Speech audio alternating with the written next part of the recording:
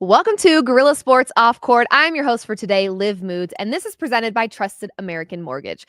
Trusted American salary-based mortgage consultants want to help you get into a better interest rate and lower your monthly payments. So head to trustedamerican.com to see how they can help you save some money today. Hello and welcome in. Please do not leave your luggage unattended on the station.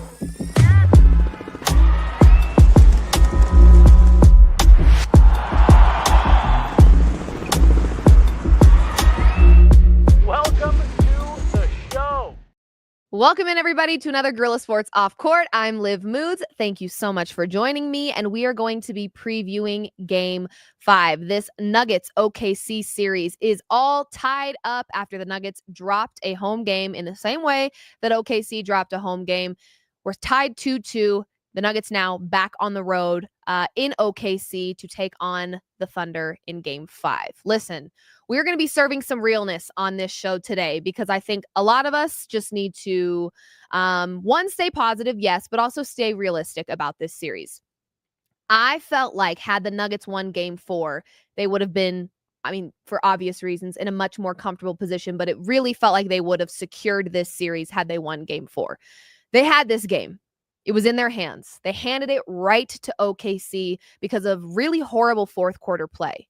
In both the first and the fourth quarter, totally, in total points combined in the first and the fourth quarter, the Nuggets scored 26 points in both the first and the fourth combined. Unacceptable. They're starting slow, they're starting sloppy. They're ending slow, they're ending sloppy. And it gives OKC every reason to not only stay in these games, but win these games. There's a lot that the Nuggets have to adjust and fix ahead of Game 5, and I hope they are doing that. I want to just serve some realness here because I had some conversations with my mom, who is a huge Denver Nuggets fan. It is very easy right now to try and find every reason why the Nuggets are in this spot, right? They were injured all season, fired their coach, fired their GM. The officiating, some may say, is not fair. It's not even. OKC can get away with things that the Denver Nuggets cannot. I get it.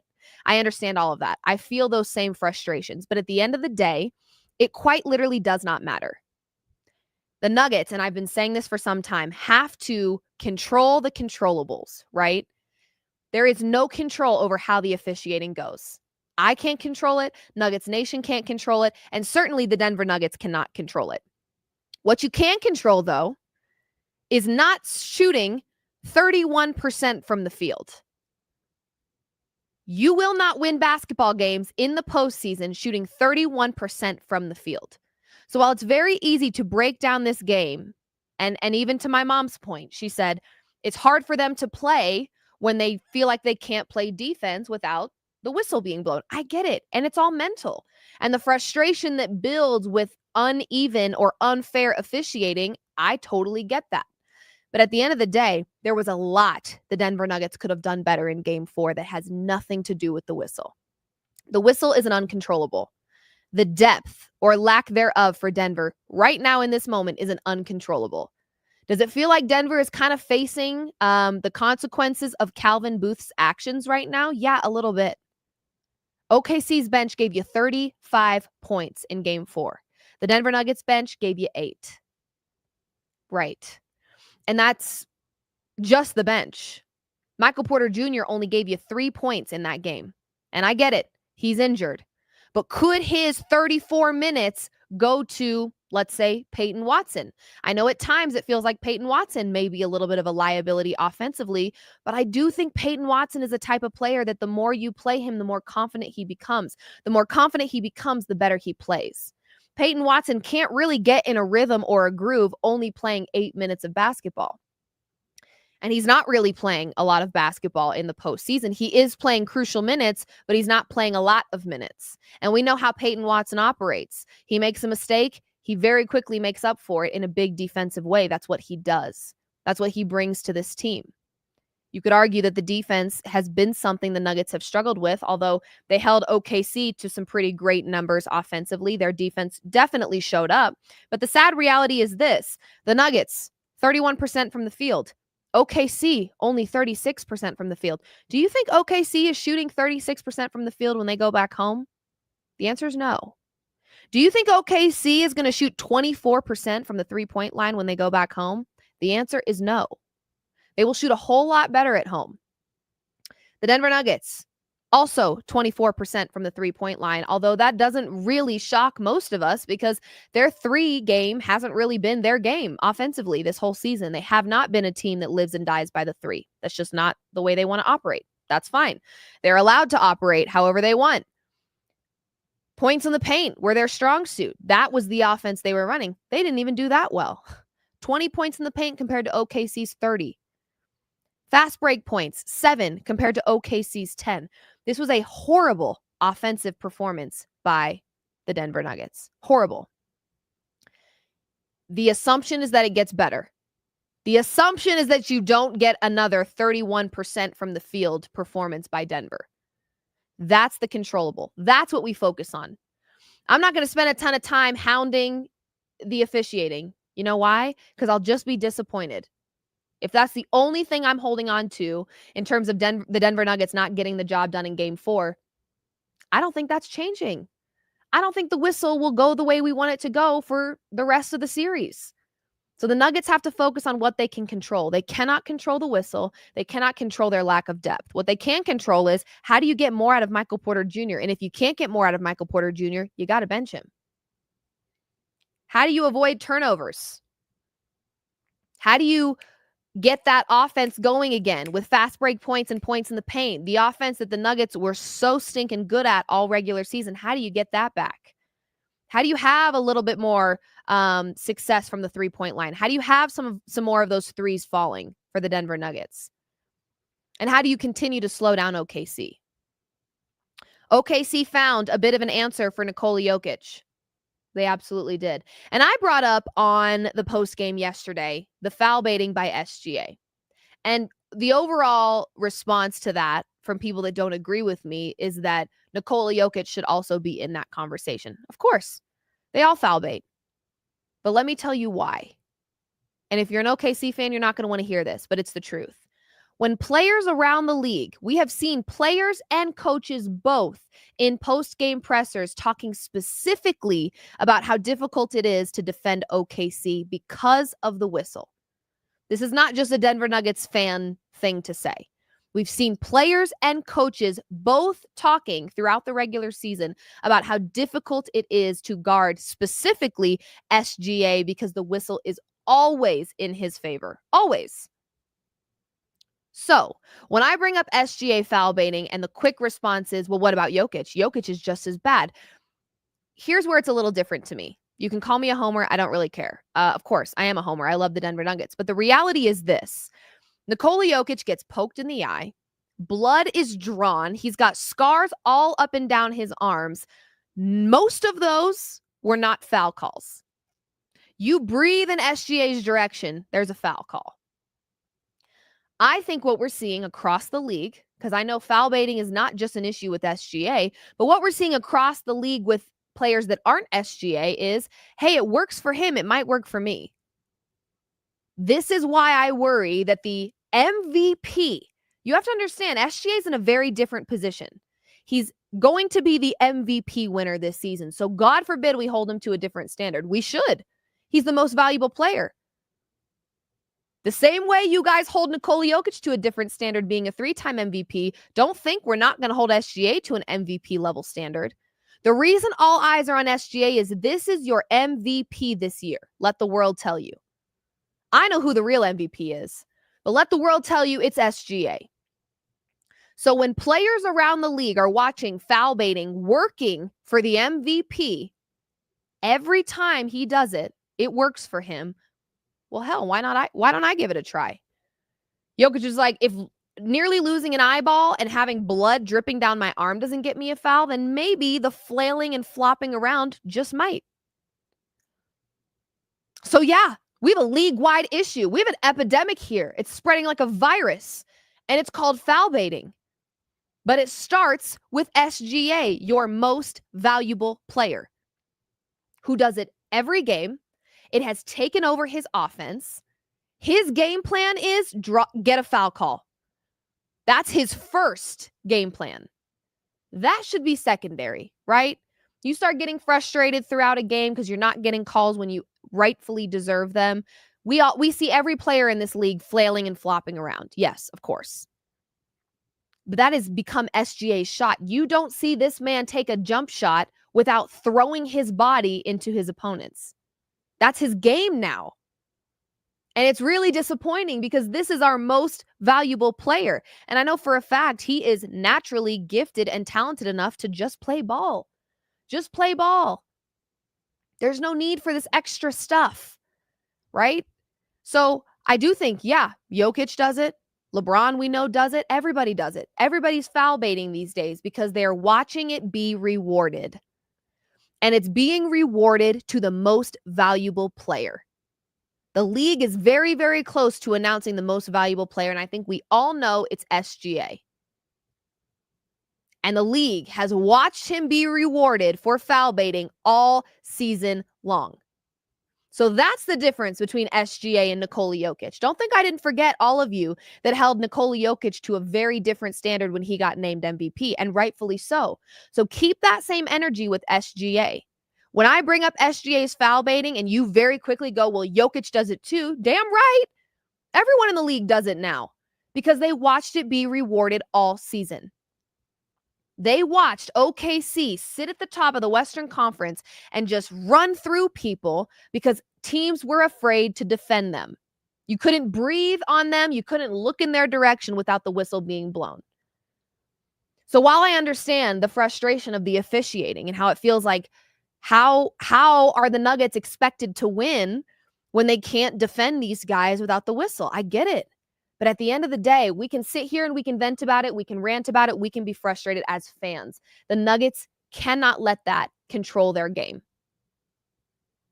Officiating is not the reason that the Nuggets lost in Game 4. Let me make that abundantly clear. They are not the reason that the Nuggets lost in Game 4. The Nuggets actually handed the win to OKC because of their poor fourth quarter. That's what happened. The Nuggets had this win. They had it right in their back pocket and they let it slip away. So as fans, we can absolutely be frustrated. We can vent, we can rant, we can do all the things. But the Denver Nuggets cannot let it affect their game. Shooting 31% from the field, that's what makes you lose, not the whistle. I just hope we get to Game 7 and SGA gets his MVP award there and Jokic puts 40 apiece and wins. Let's talk about Nikola Jokic. He is struggling big time in this series, yes. A lot of that is a huge reflection of OKC's defense and the fact that Nikola Jokic was very clearly a priority to OKC, and he should be. Jalen Williams giving Nikola Jokic a little bit of hell. Alex Caruso comes off the bench, giving the Nuggets defensive hell and offensive. Let's throw that in there. So it's also tough because what we're seeing with Nikola Jokic, I think a lot of it has to do with the overusage in the regular season. If we tallied up the minutes that Nikola Jokic played compared to every other player in the NBA, I would imagine he's up there. He's up there. He plays a lot. And we are starting to see him look pretty gassed. Rightfully so. However, you don't win this series without Nikola Jokic showing up in big ways for the next 3 games. Or 2 games. This series is now on the road. There's a million excuses, right? I get it. Game 4. There was a lot of things you could talk about. Officiating, lack of depth for Denver, lack of rest. They only got 36 hours. My mom said that to me on the phone. They only got 36 hours. So did OKC, sadly, right? And I get it. Quick turnaround from a 7-game series compared to OKC's clean sweep. That's kind of how the playoffs work, though, unfortunately. You clean sweep, you get to sit back, relax, and kick your feet up for a little bit. That's what happens. So there is so much we can break down from the postseason for the Denver Nuggets so far. In this series specifically, I do think there's a lot of frustration about the officiating. I've seen it all over my timeline, and I get it. There are some pretty blatant missed calls. And I think more than the whistle being uneven, because I don't think it's been uneven. More than that, I think there's confusion probably amongst the Denver Nuggets because they're not sure what they can get away with. They know what OKC can get away with. I'm not sure Denver knows what they can get away with when it comes to the whistle. So they might be playing a little timid. They might be holding back a little bit. They're not sure what they're allowed to get away with in comparison to OKC.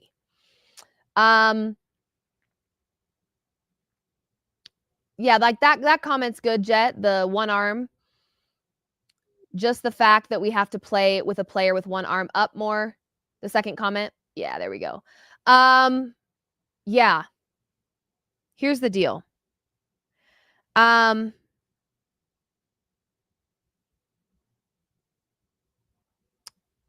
Michael Porter Jr. is a tough situation because he really is fighting through a lot right now, and it's admirable. We saw what he's capable of in game 3, and when he's on, man. He really, really is. The problem is Michael Porter Jr. is contagious, and I'm going to explain what I mean by that. Michael Porter Jr., when the threes aren't falling and the offense isn't in rhythm, you can watch the life leave his body, right? He really, really thrives on having that confidence booster. He's a guy that I think does really well with momentum. He does really well with confidence. His game is a little bit more mental than I think some of the other players on this team. What's really beautiful about that, though, is that when Michael Porter Jr. is playing confident basketball, everybody feels it. I feel it from my couch at home. I would imagine the Denver Nuggets also feel it. I think in a lot of ways, Michael Porter Jr. is a glue guy in this locker room and on this team. So when he's not 100% checked in, when he's not locked in, when he's not dialed in and he's not focused, or he's just not confident because his shots are not falling, to me, having him out there when he is in that mental state does more harm than good. MPJ is the type of player that just needs to see one fall. Once it falls, he gets that mojo to him, and he really can light it up and really does turn things up. That's what he's capable of. But when he's not there, it's detrimental, in my opinion. So what I've struggled with over the last couple of games, of course, game 3, you saw what you needed to see, but when are you going to see that again? That's the problem. We're getting now to the tail end of this series where every game matters, every bucket matters, every play matters. And eventually the Nuggets are going to be in a spot where it's do or die. You either win this series in this game or you lose this series in this game, or you keep this series alive. That's the position that the Nuggets are about to be put in. Do you trust a guy that through 4 games, he's given you 3 last game? He gave you, 15? 21. So he gave you 3, 21, 8, and 2 so far in this series. How likely is it that we get the 21-point performance again when you've got 3, 8, and 2 as his points for the other 3 games of this series? So I think there's going to have to be a little bit of strategy when it comes to Michael Porter Jr. and how you utilize him. I'm not saying you don't play him at all, but do you start him? After watching what we watched in game 4, where in the first and the fourth quarter combined only 26 points scored by Denver, do you start Michael Porter Jr., who gave you 3 all game? I don't know if that's the best idea. Or do you start somebody with some fresher legs? Do you start a Peyton Watson, who has played in total in this series? I'm trying to do quick math. 28 plus 16, is that 34? That might be wrong. Plus 8 is 42. Did I do that right? I don't know. Let me know if I did that math right. I might not have. But if I did the math right, Peyton Watson has played a combined through 4 games. He's played 42 total minutes. That's as many minutes as we normally see Jokic play in 1 game. So do you rest Michael Porter Jr. a little bit more? Do you start a Peyton Watson who's got fresher legs? Because at this point, this is where we start to see the Nuggets get in trouble with the fatigue thing. Fatigue naturally is going to start entering the chat. It already has. It's going to just continue to enter the chat. But then on top of that, you've got Michael Porter Jr., who's also super injured. What is the strategy with MPJ? That's really the question going into Game 5. I'm going to keep it to you real straight and honest right now. In my opinion, Game 5 determines this series. I'm not kidding. I'm not kidding. As exciting as the 2 wins have been for Denver, they are a little too close for comfort, in my humble opinion. And when you're taking on a team like OKC, and you know you might have to fight against a whistle or unfair officiating, okay? Knowing that, because Denver should know that, just assume the worst, Denver. Assume the worst by the whistle. It's not going to go your way. Expect the worst and hope for the best. Let's do that. When it comes to the officiating in this series, expect the worst and hope for the best. In terms of the Nuggets not knowing what they can and can't get away with. Expect the worst and hope for the best. So go into every game just assuming it's not going to be fair, or it's going to be confusing, or there's going to be missed calls, and there's going to be foul baiting. Just assume that.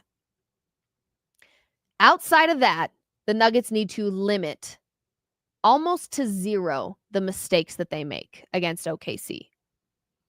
OKC is not just an offensive machine, but they are also a defensive machine. As this series progresses, the Nuggets have to be way more focused on limiting their mistakes. I'm talking turnovers. I'm talking late game, down the stretch free throws being missed. I'm talking, yes, finding the open guy is the right play, but just because you're open doesn't mean you shoot.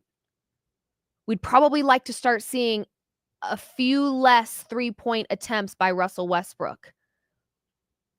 And probably less by Michael Porter Jr. because the trust is just not there right now.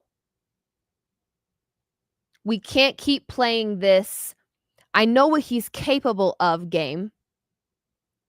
What have we seen game? What we've seen is one really solid performance by Michael Porter Jr. in this series offensively. That is not enough for me against OKC in Game 5 when it really does feel like it's kind of do or die. Whoever wins Game 5 is stealing the series momentum.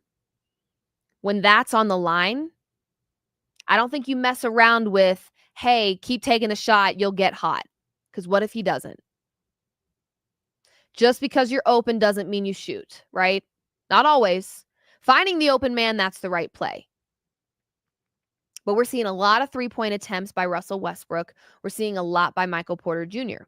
Both, those are two different guys that on any given night can give you some really clutch threes, but also haven't shown us that consistently enough to be relying on it. Now, Aaron Gordon, when he's open, yeah, take the shot. You've proven yourself on a pretty big stage in a pretty big way with that three-point shot. No more 8-point quarters. This cannot happen again. Nuggets got to be ready to play harder. At the end of the day, it really is just the excuses. We've got to get rid of them. Whatever the excuse is, injury, whistle, depth, exhaustion, I don't care.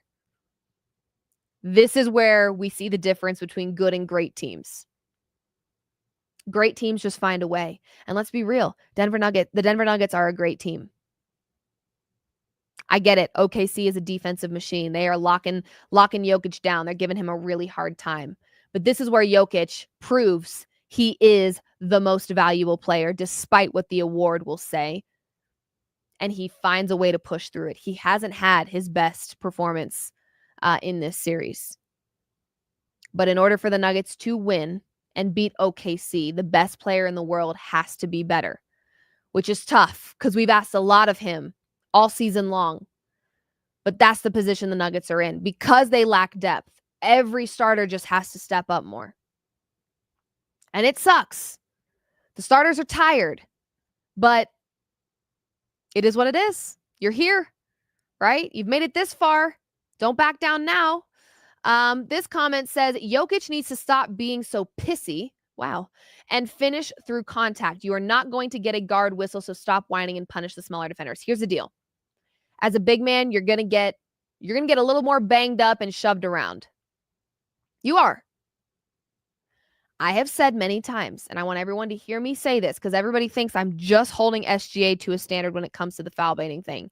I'm not. I've talked many times about Nikola Jokic on this show and the fact that when he complains to the refs, when they don't play through the whistle, it aggravates the life out of me. That is out of your control. You have to let it go and keep playing ball. You have to.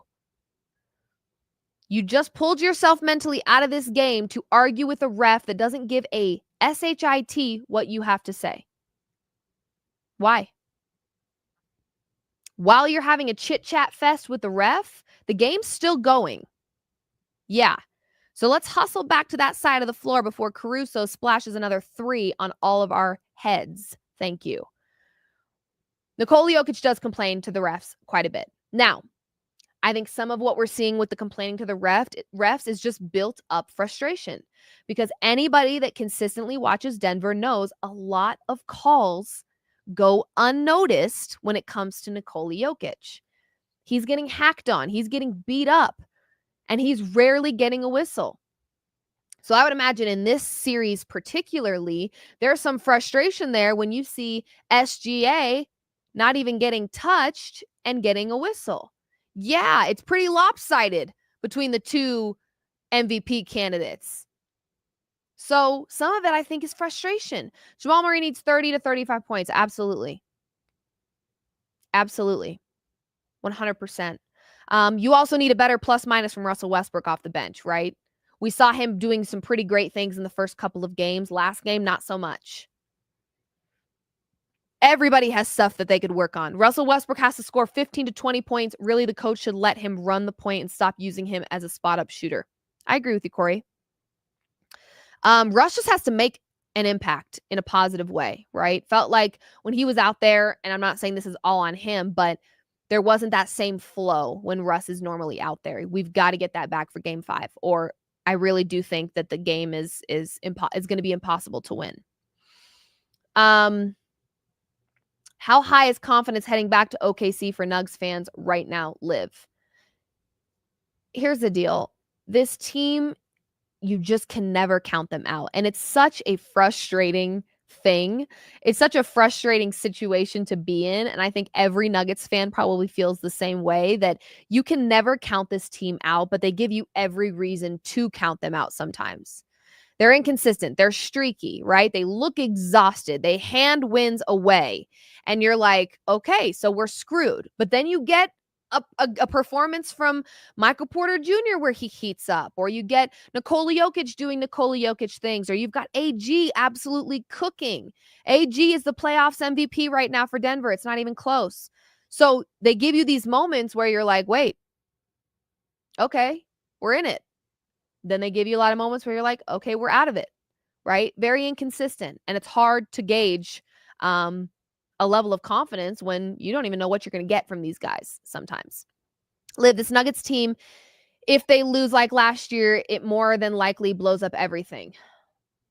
Well, how ironic that your name is Worst Nightmare. That felt like a Worst Nightmare type of message, but you're right. You're right. I actually was getting ready this morning and kept having the thought of like, oh my Lord.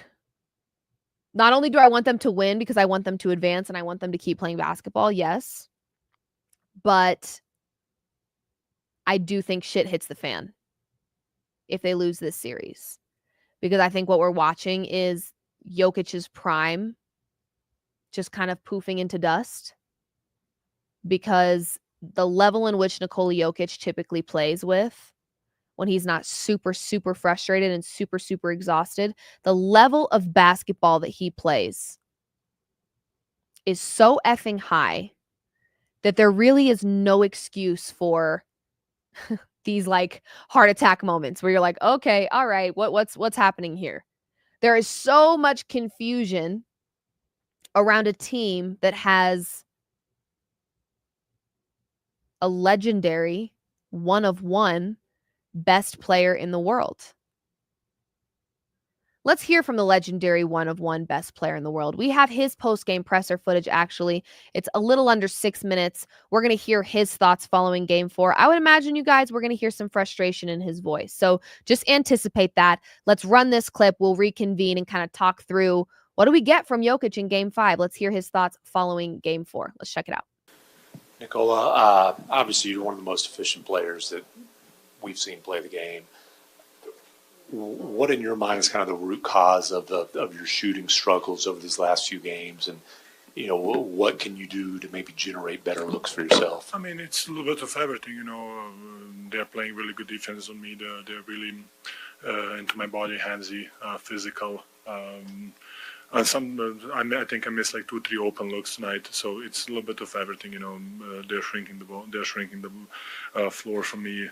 They're having guy behind the defender. So it's a little bit of everything. So it's I need to do a better job, of course, but it's part of the game. Nikola, team scored 8 points in the first quarter. Just how much effort do you think it took to dig out from under that and get you guys back into the game? And do you think you had anything left for the rest of the game? I mean, I think they scored 17, so our defense was kind of good too, But I think we had open looks. We just couldn't. Okay, some of them are local open looks. They were physical, of course,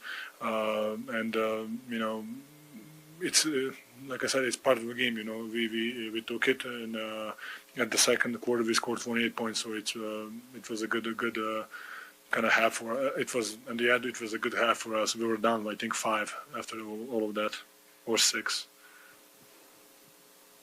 Could you talk about just how up and down the fourth quarter was, and what Shea was able to do to kind of win the game for Oklahoma City? Yeah, I mean, of course, we were trying to give him different looks. He's a great player.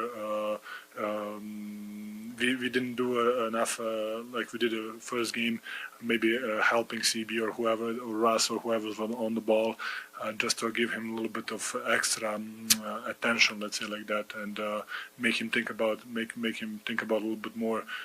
But Shea is an amazing player. He was really good tonight, and he was one of the reasons why they won the game. Nikola, what kind of impact do you think the short rest had on the game tonight? I mean, not much, to be honest, in my opinion, because when I play, I don't think about that. So not a lot. Against you right now with just sending different double teams at you, and it's, how much is it affecting your shooting? I mean, it's everything. It's a little bit everything, they're physical, they're handsy, they're coming, they're really, they're good with help, and sometimes I just cannot make a shot. So it's a little bit of everything right now. So, like I think I had like a hook at fourth quarter. I had an open hook. I missed it. 2 free throws, big 2 free throws I missed. We were down 4. If I made it, we were down 2. 1 possession game. So they score after that, so it's a 6 points, 2 possession game or even more. So like I think we had the chances. We had a lot of, we didn't make shots. What was the breakdown on the 5-second call inbounds? Yeah, that was a big play. I think 3 minutes. Is it 3 minutes to go? We can inbound the ball. It's little everybody. That cannot happen. That was a big moment. It just cannot happen. Nikola, how are you feeling about the series so far? How are you feeling about how you guys have played, and how are you feeling about your guys' chances to come out of this series? I mean, I think we are 4-4 in the global in the whole season against them. So we need to give ourselves a chance. We need to play physical. We need to be more physical than them, aggressive, and of course they're favorites. They're playing amazing. They won 6, 7. How many games they won? But we need to give ourselves a chance to be close and to be like up and to just to give ourselves a chance to win a game. Nikola, with over here, with the angles that you see as a facilitator, is there something unique about what Oklahoma City is doing to kind of get in passing lanes, their ability to kind of recover in certain windows or cut off cuts that you guys, or that you normally see?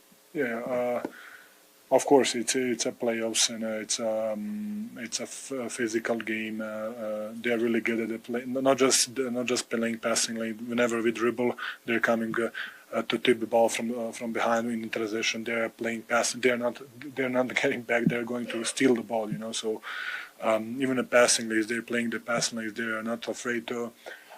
Even if we go backdoor, they know the chat is going to be there. So they're a really good team. And there is a reason why they lost only 12. How many games? 14.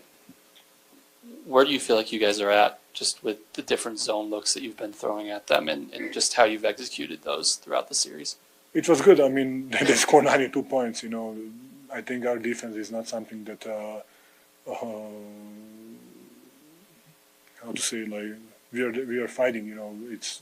I think that's not a problem. I think the shooting was tonight was we shot 31% from the field, so it's really hard to win against that team if you don't shoot the ball well. Thank you guys much. Like always. I think what I love the most about Nikola Jokic, not just being the best player in the world right now, but he really holds himself and his team accountable. When asked about the rest, it's a non-factor, right? He doesn't think about that. It's just, it is an uncontrollable. This is what I've been trying to say. If Nikola Jokic is not excusing MPJ's injury for his poor performances or the lack of rest for their performance as a team, then we shouldn't be either. It is what it is. That is an uncontrollable factor.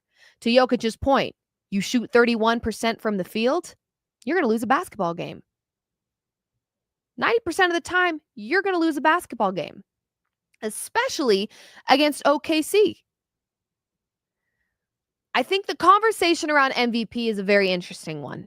I think one thing that Nikola Jokic has over SGA besides the playoff experience is that Nikola Jokic typically, we're not seeing it as much in this series because we're able to see guys like Aaron Gordon step up and be that way, but I wouldn't put SGA in the clutch category. So when this Nuggets team is able, outside of game 4, because truly, they had this game. In the third quarter, as I'm getting ready to leave my house to drive down to the studio, I'm like, okay, this is that Denver Nuggets basketball, right? In the second half where you're like, okay, they're figuring it out. And if they can just keep it close, you put your trust in them that they will figure it out and be clutch when they need to be clutch. We didn't see that last game, unfortunately. They fell short in that category, unfortunately. However, typically, Nikola Jokic is exceptionally clutch. And if this Denver Nuggets team can keep these games close, meaning game 5 and game 6, I feel confident in what they can do in the fourth quarter and or in overtime. I would imagine we are not going to see the Denver Nuggets shooting that poorly again. If we do see them shooting that poorly again, their season is done. Let's keep it 100. Their season is over. Chat, we're cooked if the Denver Nuggets shoot 31% or worse from the field again. It's that simple. OKC is going to shoot better at home. We know this. Another uncontrollable, the depth. 35 points from OKC's bench. Only 8 from Denver's. But let's not sulk, Denver Nuggets. Let's not be sad about something we seriously cannot control right now. It just means, hey, if their bench is going to give you 35, then the starters have to step up. We don't have another option. We are not going to get 35 from our bench. So that means the starters have to work overtime. They've got to give twice as much effort because they know they don't have a bench to rely on. It sucks. It's unfortunate, but it is what it is. It's an uncontrollable. Sometimes, even as Nuggets fans or as the Denver Nuggets themselves, and I don't think that they really ever use excuses. I think Nikola Jokic has created a culture where excuses, you've never really heard Nikola Jokic give an excuse ever. He thinks very black and white, right? In my country, you don't do your job, you don't get paid. He said this season. He thinks very black and white, very X's and O's here. So I don't think this Denver Nuggets team uses excuses in losses very often. I rarely hear them do. But it's easy to let some of the uncontrollables make you frustrated in the game or in this series. This Nuggets team, to me, is not a team that plays well when they're frustrated. They just don't. So maintaining composure when it comes to the uncontrollables is going to be key for this team. Do we have AG? We do have AG. We're going to hear from AG because I mentioned Jokic typically being the clutch guy, right? But Aaron Gordon has been the clutch guy this year. He really stinking has. And you're probably going to need a pretty big game from him in Game 5 if the Nuggets want to get it done. It's a lot of pressure. It's pressure I think he can handle. He has risen to the occasion. Aaron Gordon from the national media is not getting nearly enough praise and recognition for improving his shot the way he has. He looks like a completely different player last season to this season, and I don't see it celebrated enough on a national level, and it should be. Aaron Gordon not only has improved his shot, but he has been exceptionally clutch for this Nuggets team. All while dealing with things that a lot of other NBA players do not have to deal with this season. A lot of emotional trauma and distress. And he's still showing up for this team, playing tough, playing hard, being clutch, shooting the ball exceptionally well. And honestly, he has been the best playoff player for the Denver Nuggets. He has.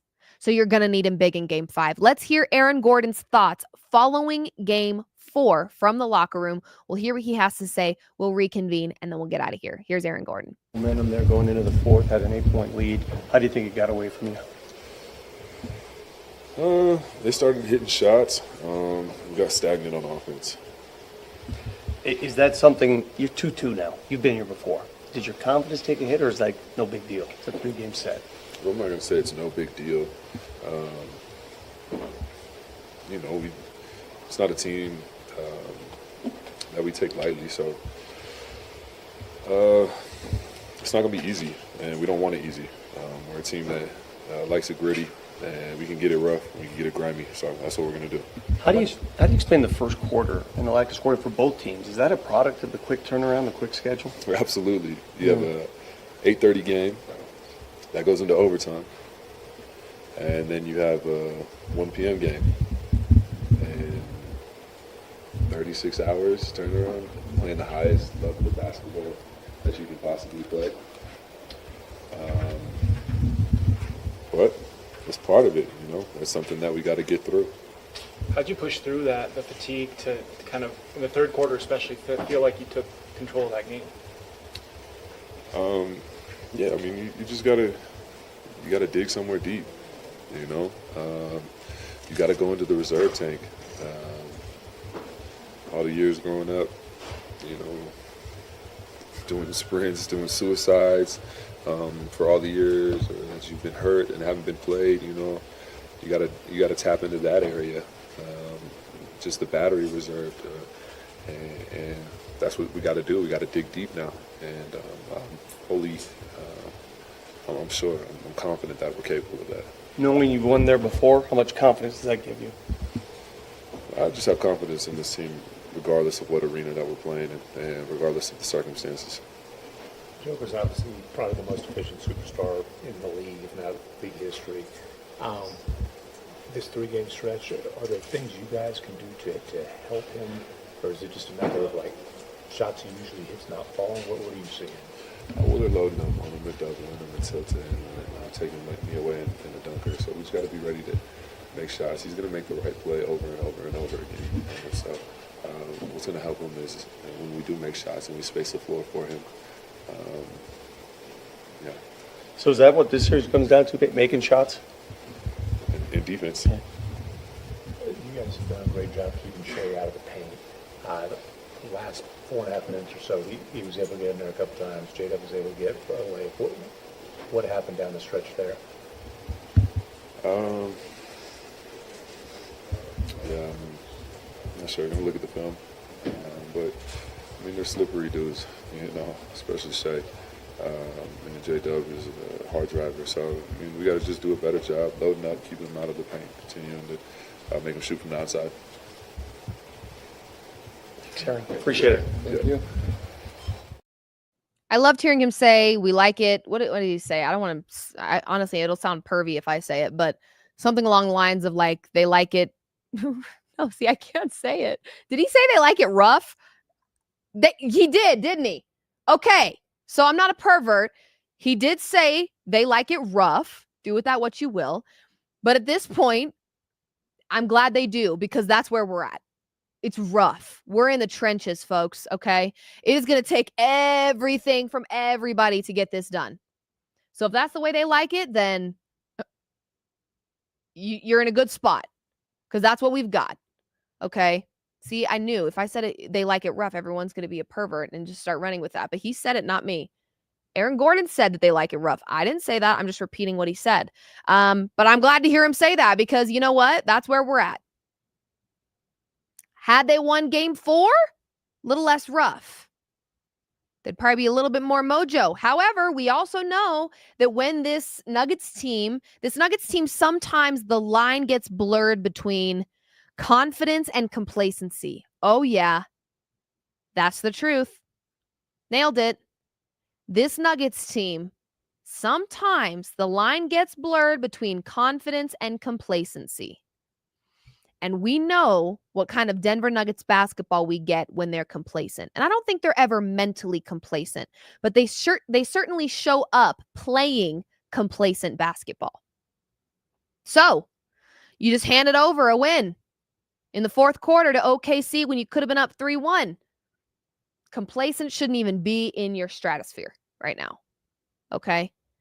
If it is, you're in trouble. But I don't think it is.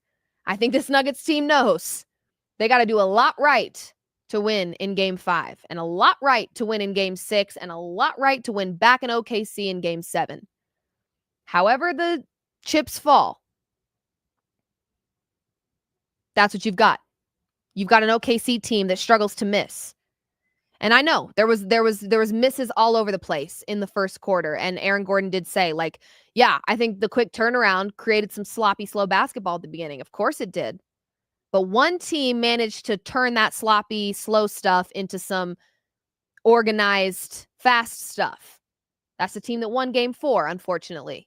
So the Nuggets have to know, and Aaron Gordon said it, it's not an excuse. You got to show up. We like it rough. Okay. Wow. That's what you've got, Nuggets. You've got it rough now. So show up and show out. That's what you do. That's what you do. This is where there is a slight edge and advantage to Denver, because they make adjustments. They respond well. They do. 7-game series against the Clippers. They responded every time they needed to. They cannot take their foot off the gas, and they cannot let their guard down. Game 5, to me, determines the series, and that's just my opinion. Do with that what you will. This has been another Guerrilla Sports Off Court. I have been your host for today, Liv Moods. And of course, you can anticipate a post-game live reaction show following Game 5 tomorrow evening. As long as we are all sweating out these Nuggets games, we'll be doing it together. And of course, we'll be doing those post-game live shows. I appreciate you guys so much for always sticking with me through the good takes and the bad takes and the strong opinions. And even when you guys disagree with me, I really can't say enough how thankful I am to have you here along this journey with me. We've still got some more games, at least 2 more games. So at least 2 more post-game shows for this season. Hopefully much, much more for Denver and for covering this team. But for now, Signing off, this has been another Guerrilla Sports Off Court presented by Trusted American Mortgage. Shout out to our friends over at Trusted American. You can head to their website at trustedamerican.com to see how they can help you save some money, getting you a better interest rate, lowering your monthly payments. They are designed to help you save some money. So go check them out on their website, trustedamerican.com. I'm signing off for now. Go Nuggets as always, and we'll see you guys tomorrow night.